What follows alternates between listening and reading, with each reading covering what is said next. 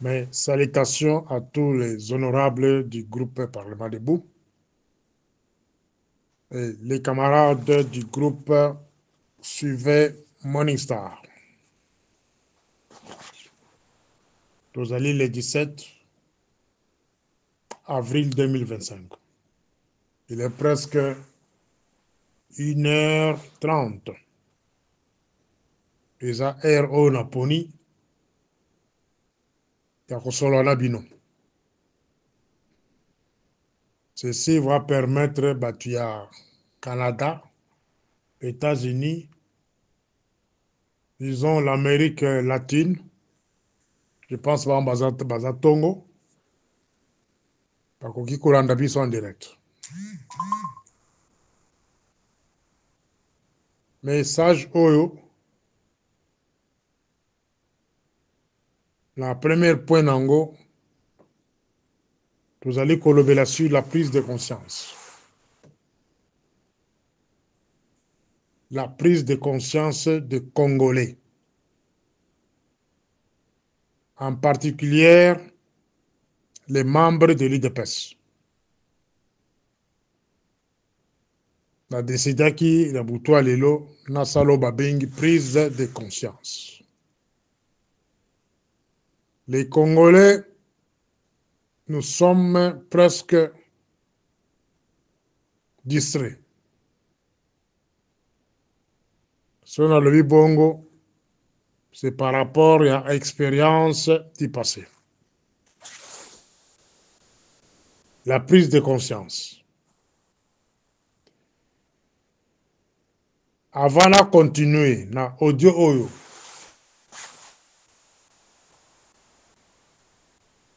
nazali kopesa mise en garde na ancien gouverneur Jekoko Mulumba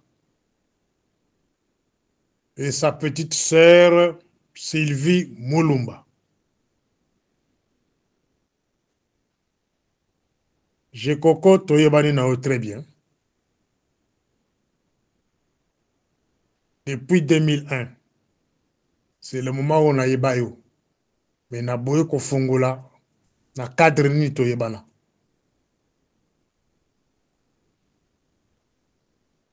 Ceux qui ozali koyeba rôle oza ko jouer le lote, yo na leki na yo, yeba ke rôle obo ko jouer sikoyo. Ça va vous coûter trop cher. Na début ya audio nanga na lobili makama prise en charge et prise de conscience du peuple congolais. Peuple congolais so bomoni autorité nyonso na mikolo oyo asali sex tap. Engager une distraction sur les réseaux sociaux. C'est les partisans de Kagame. Sont des partisans du Rwandais. Bazali ko préparer prise ya ville de Kinshasa. Jekoko, vous avez eu la chance de devenir vice-gouverneur de la ville de Kinshasa. Vous êtes qualifié un homme d'État. Mais quand un homme d'État se lance dans une distraction organisée dans le but de distraire le peuple quinois pour permettre que nos bangura bakota. Ça, je laisse cette tâche aux autorités de la sécurité. Tozali yo kaba audio, il y a salité, lancé sur les réseaux sociaux. Et bah audio en question, c'est la première dame est impliquée là aussi. Là-dedans. Sylvie Mulumba, la sœur biologique de Jekoko Mulumba, bangunde ba zali ko ça la distraction, bazali ko boaka babilo kwana sur les réseaux sociaux juste pour glisser les kilos. Bon, ça, attention. L'objectif, le milieu anines. Parce que Nangonga, vous allez traverser. Nangonga, Congo, ils allaient envoyer Bakabula Yango. Il y a des manœuvres qui sont organisées par même les gens qui nous dirigent. Parce qu'ils ont organisé ma manœuvre.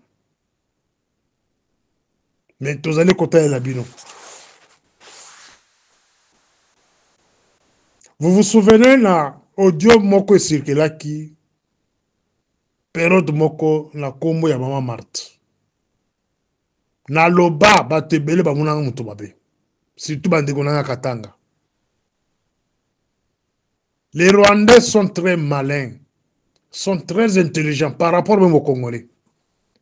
Bazan avance, il y a pas événement. Bamonaka quelque chose à 10 ans, 20 ans, les bosso. Mais Congolais, ces gens pour nous diviser, ça, je suis en train de vous parler de leur stratégie. Pour diviser les Congolais entre les Quinois et les Swahiliphones, entre les Baluba et les Swahiliphones, Basali Nini. Babimisi audio au nom de Maman Marthe. Et mon regret, Ezalaka Kenon, audio ne Bima, Maman Marthe a tiré salle de bantité, maison civile salle de bantité. Mais l'objectif, il y a audio à Zakenini, c'est le retour de Kabila aujourd'hui. Ezalaki d'abord, il y a Kobebe Samitema, il y a Oba Bengi le Swahiliphone, bateau Nyonso Bavandi na ba province, Oba Lobaka Swahili. Des objectifs à audio na boyo kaka, balobi ki Maman Marthe lobi, moi na yaki donc bon ba Swahiliphone. Na répétaka eloko mikolo nyonso, c'est pour permettre les inconscients. Bon ba koyoka siko. Pourquoi basalaka audio wana? C'est là où je suspecte même bateau bazo ko diriger biso na makambo audio wana. Na kotika makambo audio wana te. Parce que l'objectif est audio les alaki nini. Il y a qu'on permettre les baswahiliphones, soi-disant, Baïna, les lubaphones et l'ingalaphone. Nanga kozwa Goma, a kozwa Bukavu, babeti maboko. Bon, monaki babetaki maboko. Mais fin de compte, bavanda nye bango nyonso. Pourquoi? Nanga na ba Rwandais, ba bouma bango na façon ya lisekite. Ba nyafula bango na façon moko kusakanati. Ba violer bango. Ba kimisi bango. C'est qu'on a tout la bango question. Est-ce que bomuna ba lubafone kuna na kati na ba lingalaphone ba yako bobabino na Goma na Bukavu? Ba vanda nye. Mon peuple périt par manque de connaissances. Bazali ne ko manipuler bino. Audio wana Maman Marthe, c'était une manipulation. C'était une manipulation. Et deuxième objectif, il y a audio wana, c'est préparer les retours de Kabila. Et une fois Kabila zongi na province orientale, ndenge moko anonsaki ango, tous les Swahiliphones, bakobeta maboko pe bakuyamba ye. Mais vous allez comprendre, retour de Kabila dans la province orientale, dans l'Est Congo, c'est l'implantation, c'est la confirmation de Tuti Ima, Empire Tuti Ima. C'est-à-dire Congo, vous allez diviser. Donc, la province Swahili. Les Tutsis vont entrer dans toutes ces provinces-là pour vous massacrer, vous exterminer de la manière dont Nanga Salaki. Et Nanga Kotaki na Goma, na Bukavu. Ba ko exterminer bino ba autonome ya ba province oyo. De bokolela na munoko mboka o biso ba Swahiliphone. Na ko sala audio pour ko sepelisa bino te. Na ko sala pour ko choquer bino. Surtout ceux qui bateau mitou na bango isala kamara mute, bongo muke, bossa l'effort pour améliorer l'intelligence de bino. Quelqu'un qui vient avec un langage de vous dire que non, voilà les lubaphones, les lingalaphones, balingi binote, c'est un Rwandais. Mobutu a la biso unité nationale. Et unité nationale, wana, ezali bafoué par qui? Par nous les Congolais de père et mère. unité nationale. Pour Kolanda, na audio Kolanda. Dès qu'on a développé un bien sur les stratégies rwandaises. Comment va parvenir comme unité nationale à travers l'UDPS et son chef.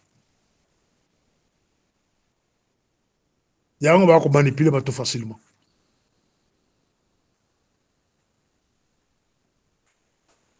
Retour de Kabila. Azongité pour l'année.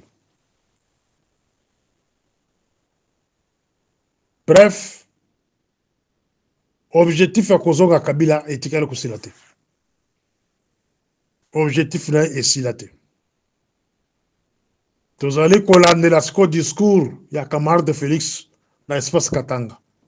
Dès le coup, nous allons examiner son discours par rapport à l'événement en cours. Est-ce qu'il a besoin de la cohésion nationale ou bien il va tenir un discours dicté par ces gens-là qui sont dans son cabinet bis, un discours qui diviser encore les Congolais davantage. Un discours qui a énervé les Katangais et les Kassaïens. C'est ça ce que moi j'attends cette nuit. Dans le discours,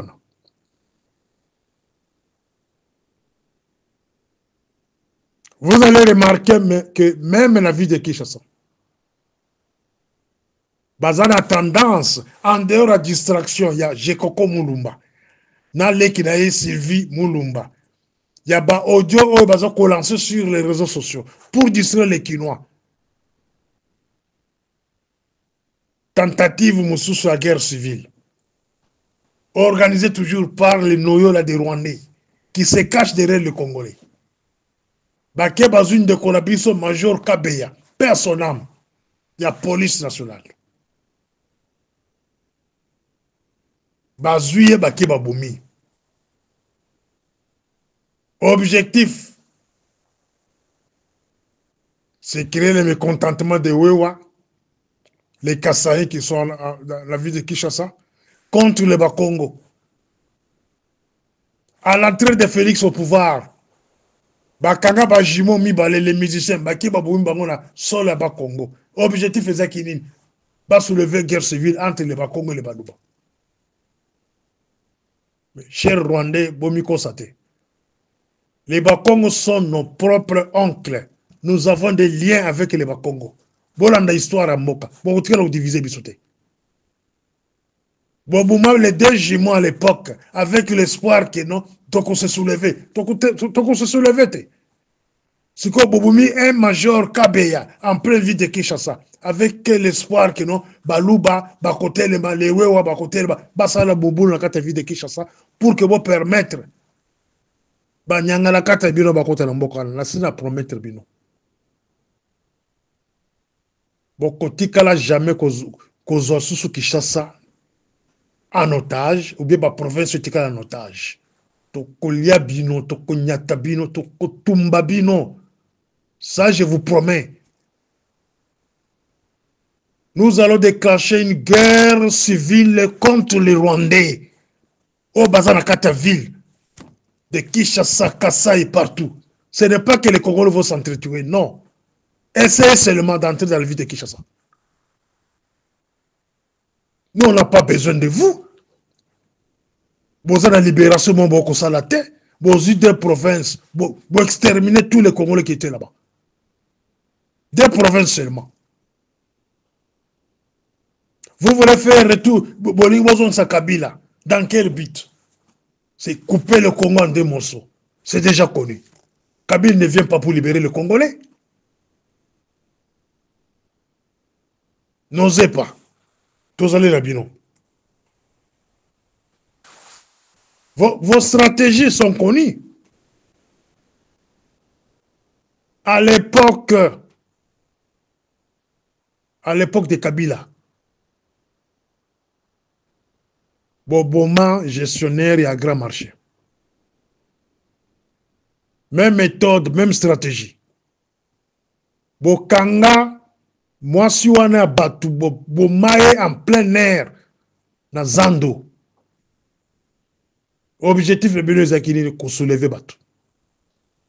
Mais Dieu merci, Esprit de Dieu était parmi les Kinois.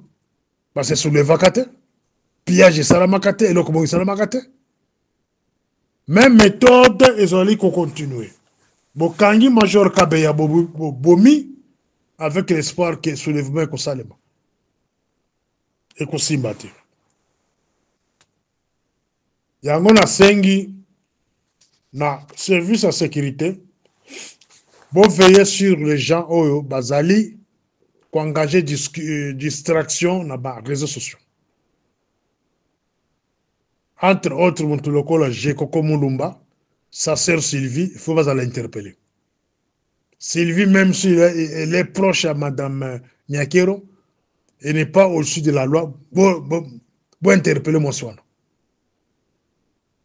Oh, mon sous la poto, c'est un peu difficile à collander les biloko la bango. Mais bateau, parce qu'on lance biloko sur les réseaux sociaux, c'est pour distraire l'opinion nationale. Et cette distraction-là, si manango est un locomoco caché. C'est la prise de la vie de Kinshasa. Bon, là, dans la deuxième audio, je vais vous parler sur les stratégies de tout Rwandais. Comment parvenir à commenter biso, à diviser biso, et lelo, vous avez le moins de difficulté mouké de kobenga na batona na mbokono. Et je vais vous donner des méthodes de appliquer na mikolo toza koya. Comment finir avec ces gens-là. Voilà, now deuxième audio. Morning Star. Chers camarades, au premier audio, j'ai parlé de la distraction organisée par les Rwandais pour la prise de la vie de Kinshasa. Donc, kotika ba Congolais, ba Kinois, na kata distraction, kolandaka ba audio moko salité sur les réseaux sociaux. En même temps, il y a des choses, ils ont se préparer. Ba Kangi Major Kabeya Baboumi, avec l'espoir que non, les Wewa et d'autres Baluba dans la vie de Kinshasa, Bakotomoka contre le Congo. Donc, ils veulent opposer les deux peuples, frères. Et puis, na pesi un exemple, il y a Madame Oyo Azaiki gestionnaire ya Zando, Babouma Kaika de manière Baboumi Major Kabeya. Tout ça, c'est dans les préparatifs, il y a qu'on créer piscose, qu'on créer trouble dans la vie de Kinshasa et permettre Banguna Obaza Zinga Zinga Bakota. Ça, c'était au premier audio. Au deuxième audio, toujours Kota, un peu dans les détails, à la époque solo là. Parce que mes frères de l'île de Perse, parfois, mon akana lobaka, les inconscients, telemaka, finga kangai, so benga kangai, bazo menacé, comprendre pourquoi je parle bakamo sur le bakamikonyo sur les réseaux sociaux contre les camarades de Félix ou bien contre l'île de Perse en question. Bon comprendre pourquoi Nazaraka très hostile na batuti au batouré camarade Félix. Pourquoi na critique la gestion et la camarade Félix? Boyo kanasko bien, bo fuga na mato na bino. Les Tutsi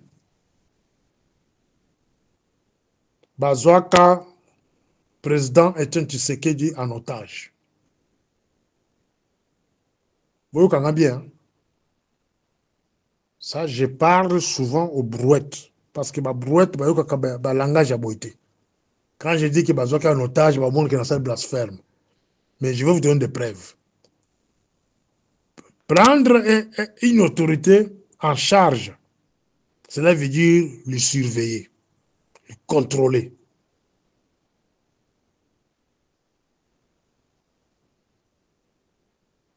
L'État que bino, combattant, il y a IDPS, surtout à Poto. Bobanda kobeta bato na ba aéroport, ba dirigeant ya Kabila soki baye na Poto bokangi bango bozo kobeta. Mais attends mokolo moko te bokanga John Nyakiri bobeti. Parce qu'il vient aussi de la kati ya Poto.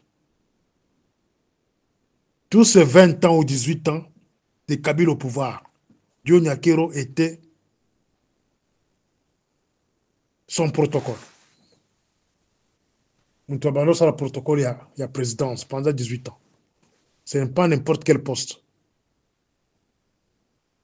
Être protocole d'un chef de l'État comme Kabila à l'époque, il faut que Moutouna à Makila, Moutouna à Kati.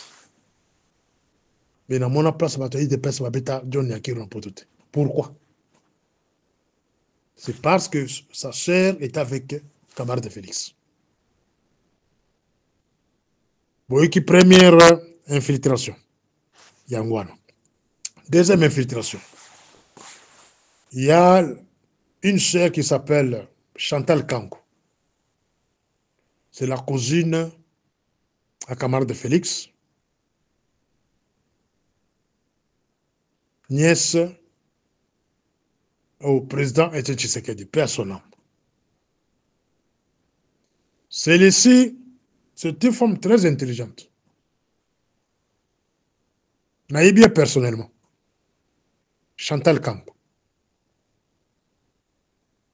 Naïbia Pero Dazaraki, parce qu'il y a Charles Bissengiman. L'autre Tutsi là, Wazaki, na président de la République. La police nationale plutôt. Allez-y comprendre. Etienne Tshisekedi, à l'époque, un grand opposant. Mais les Tutsi, ils ont parvenir à Nies qui est la police nationale. Bino côté boko betana. Bo benga batusu ba collabo. Mais moi siwana a une famille, un grand leader de Azareki parce qu'il y a Charles Bissengiman. Elle s'appelle Chantal Kanko. Chantal Kanko. Alors, Bino Moko, beau juger place one. Beau juger.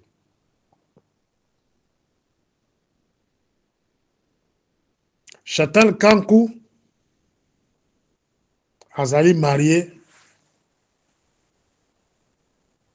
à Guizaro. Alexis Guizaro. Et l'autre Tutsi. Papa Guizaro de Moutouakira Minembwe. Pour vous montrer que les Congolais, prise de conscience, on a le belé dans la première audio, il faut la maintenir. Dans un bête masolo pour ça la prise de conscience, pour comprendre comment ces gens ba kota bisoti na kati bilamba. Les autres za la moyen ko bouger.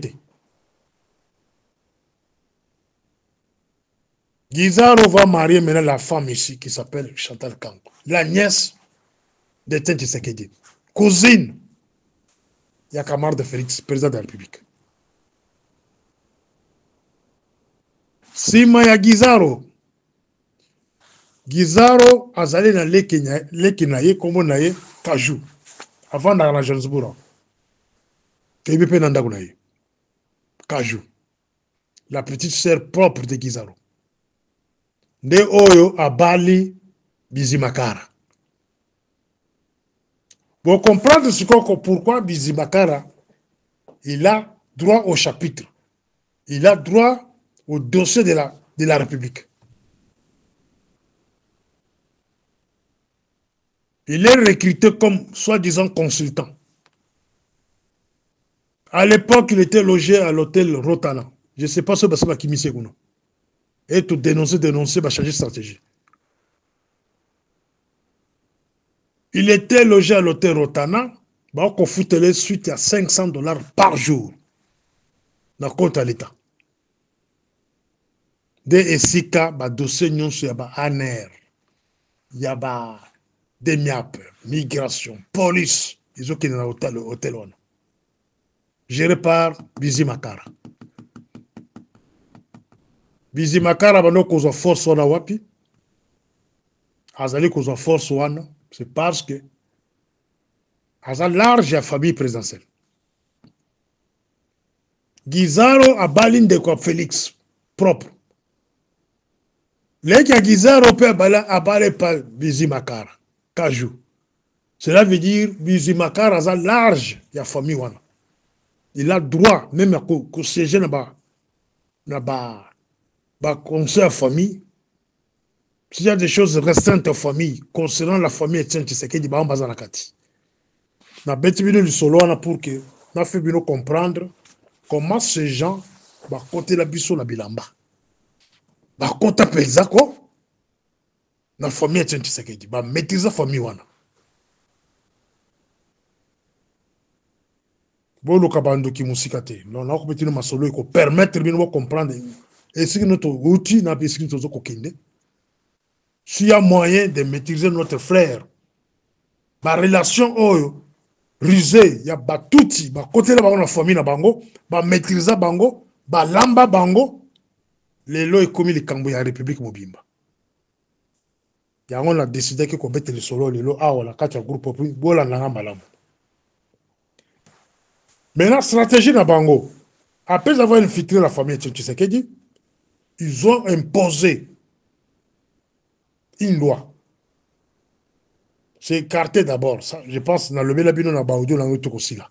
Écarter d'abord tous les anciens délits de personne. Donc, tous les gens, Batomayele, nous sommes qui permettent d'être Tshisekedi, il faut pas qu'il parce que, Bango, Gizaro, visible, ça va protéger la famille Etienne Tshisekedi.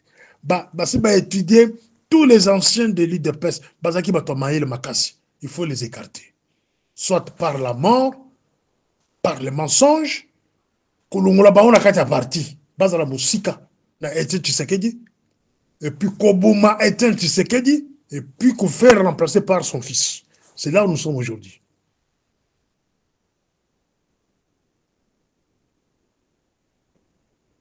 Troisième point.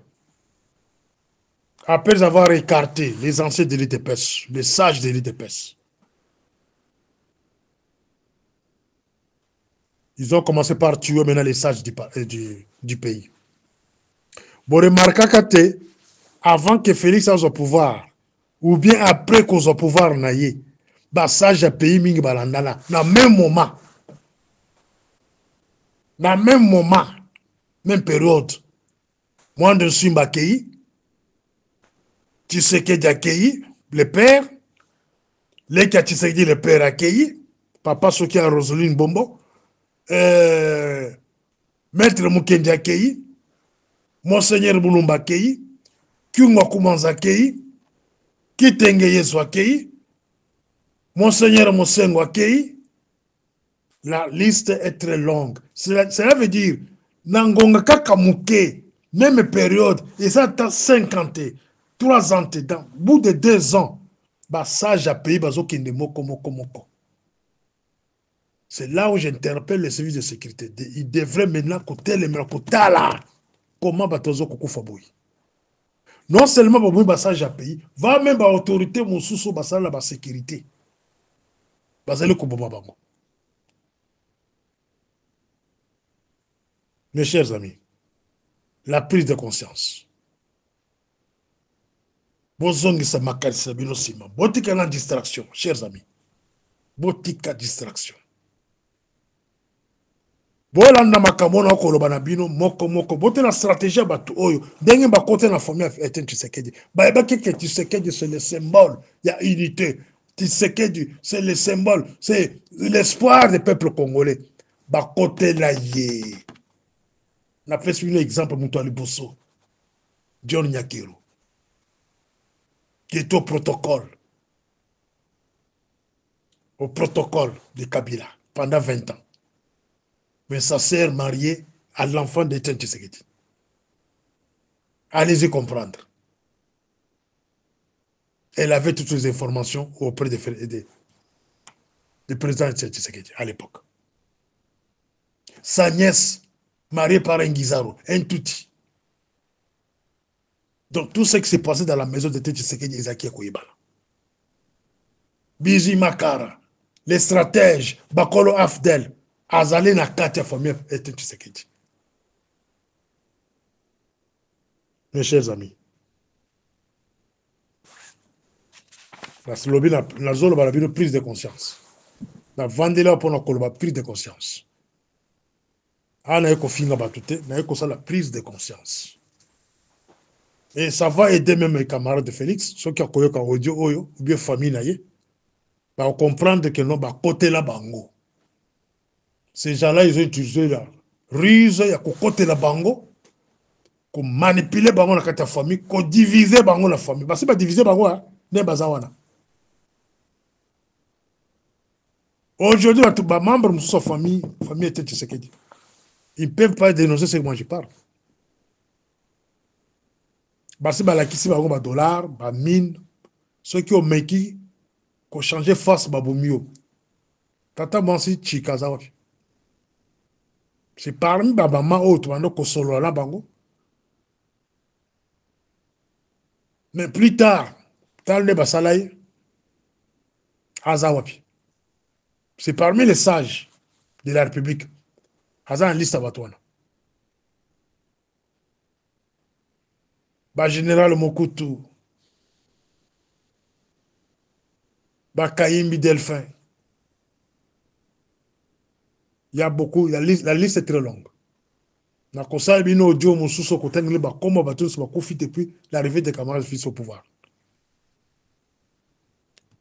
Stratégie mususu, c'est multiplication des distractions. Il y a pas tout. Bah que les Quinois aiment le matanga, bah ligi ba fête, bah ligi masanga, bah ligi kokende ba bar. Alors bah comment organiser ba sex tap. So bo moni mo konzugo nyonso komona. Ça les sex tap sur la place publique, ça veut dire bah foutre 1 million pour Asalango. Pour aider Serbino.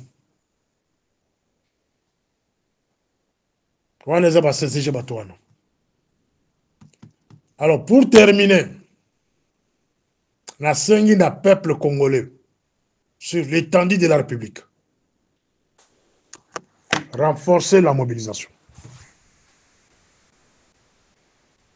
Renforcer la mobilisation.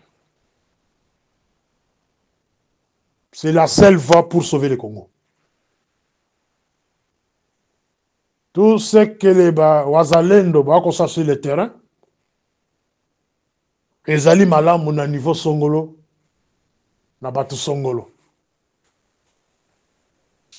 Mais quant à moi, Morning Star, seule armée efficace, Oyo, et qu'on fait reculer même de grandes puissances, il y a monde Oyo.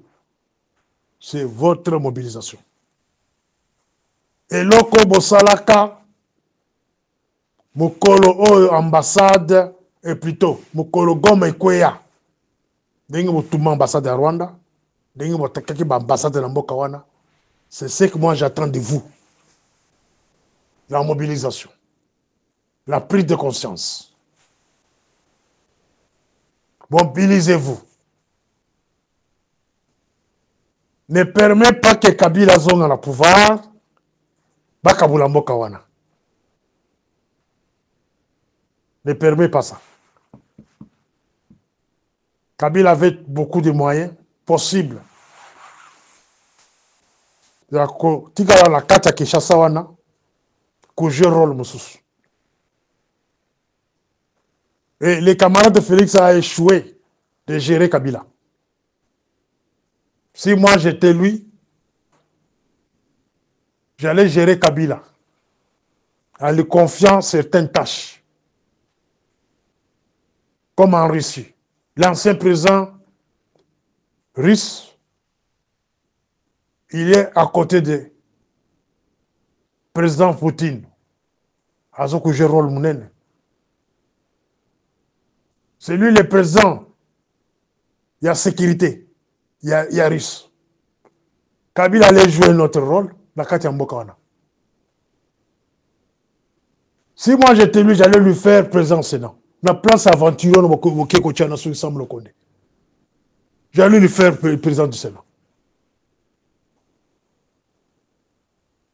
Moyennant des intimidations. Parce que Kabila, si vous lui montrez seulement les rapports Mamping, parce qu'il est là-dedans, dans les rapports Mamping. Kagame, il est dans les rapports Mamping. La plupart des Américains, basés dans les rapports Mamping. Yangouba Kangango. camarade Félix.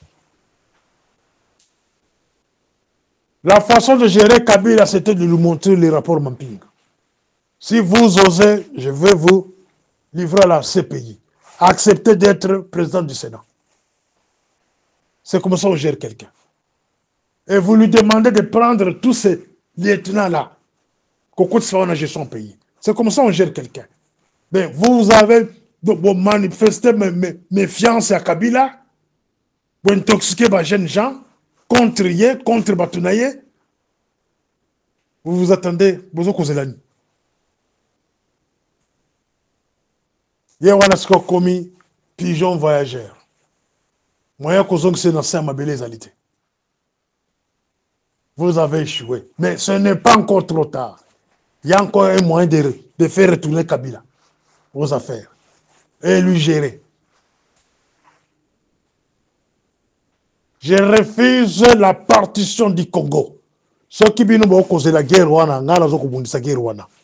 la guerre là, ce n'est pas dans notre avantage. La guerre là, c'est pour partager le Congo. Une partie, grande partie qui n'a pas tout nélotique. Et puis, bah, côté de sont partis à Mouké, sans richesse, et pour souffrir Makassi. Dès lors, il y a un sengi la mobilisation générale. Préparez-vous. Mobilisez-vous. Parce qu'il y aura un mot d'ordre qu'on va vous donner. En dehors de la mobilisation générale, il y aura un mot d'ordre qu'on va vous donner. Vous listez déjà les intérêts. Il y a pas pour soutenir Rwanda, na Ouganda. Vous savez là, la liste. Il y a pas intérêt dans le Congo. Sur l'étendue du Congo. Et le moment viendra où on va attaquer ces intérêts-là. Le moment viendra où Tokotika Rwandais à mon côté dans le Congo. À mon côté. Tozo de la kaka ville mususu ekweya. Soki boyoki ke ville songole ekweyi. Rwandais mon côté d'armée congolaise. À partir de Kinshasa, tobo na été. Na ba complice na bango parce que complice bino ba kombo. Soki ville mususu ekweyi. Rwandais mon côté na Kasai toyoka été. Rwandais mon côté na Katanga. Na ba Congo, na Bandundu, na Kindu. Opération Zéro Rwanda au Congo. Laurent Désiré Kabila Sarka en 1998. C'est la seule voie où il faut faire sortir le Congo, la Katia Bouzoba. Si vous osez de le faire, la grande puissance va demander de bonnes négociations. Et ça, la négociation, l'aventure, va que ça va Qatar. Qatar, c'est Kagame. Qatar, ce sont les Américains. Qatar, les Européens. Qatar, c'est le centre de mafia. Tout ce qu'on voit au Congo là-bas, on envoie ça au Qatar. Il n'y a rien de spécial au Qatar dans l'intérêt congolais. Seul moyen de c'est mobiliser et causer la mot d'ordre comment attaquer. Ce qui ville mususu moko ekoye na mboka wana. Rwanda mon côté na ANR à coexister. La DGM la même chose. La police la même chose. La présidence Rwanda est à mon côté. Si quelqu'un vient vous parler que les Rwandais sont vos frères, c'est un complice, c'est un voleur, il faut le chasser. Ces gens-là ne sont pas vos frères, sont vos ennemis. Il faut apprendre ça à vos enfants. Les Tutsis sont vos ennemis. Ils sont venus dans ce pays-là pour vous exterminer et pour vous chasser sur votre propre terre. Je pense à la télé Milwana. Donc on a la troisième audio. Morning Star.